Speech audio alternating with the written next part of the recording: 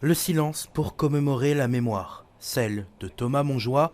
Ce policier de 29 ans a été tué sur le terrain il y a maintenant 2 ans.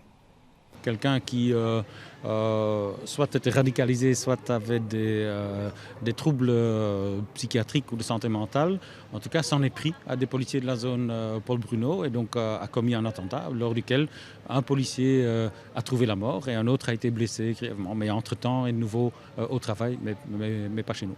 Après un premier moment de recueillement avec la famille de Thomas ce matin, une autre cérémonie était organisée cet après-midi devant le commissariat de la zone de Bruxelles-Nord.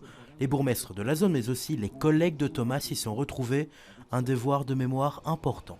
Pour les policiers eux-mêmes, parce qu'ils vivent quand même des situations extrêmes et ça parle effectivement de violence dirigée contre l'institution, contre l'autorité, contre la personne. Je crois que c'est important de reconnaître qu'il y a des gens qui font ce choix d'être premiers parfois dans des situations difficiles. Et en même temps, pour moi, c'est extrêmement important aussi de mettre en évidence l'importance du réseau autour. En plus de se souvenir, il faut aussi tirer des leçons de cette attaque.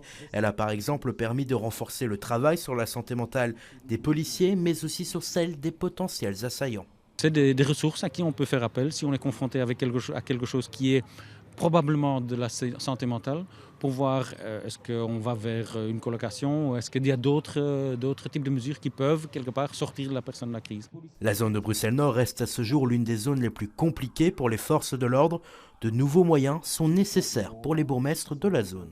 Ce que nous attendons aujourd'hui, c'est d'une part de continuer au niveau communal et de la zone de police d'investir le quartier, mais surtout, j'appelle les formateurs du gouvernement à s'occuper des gares. On ne peut pas accepter que dans les gares, il n'y ait pas de commissariat. Il faut absolument remettre des commissariats de police, la police du chemin de fer dans toutes les gares du pays. On en a cruellement besoin.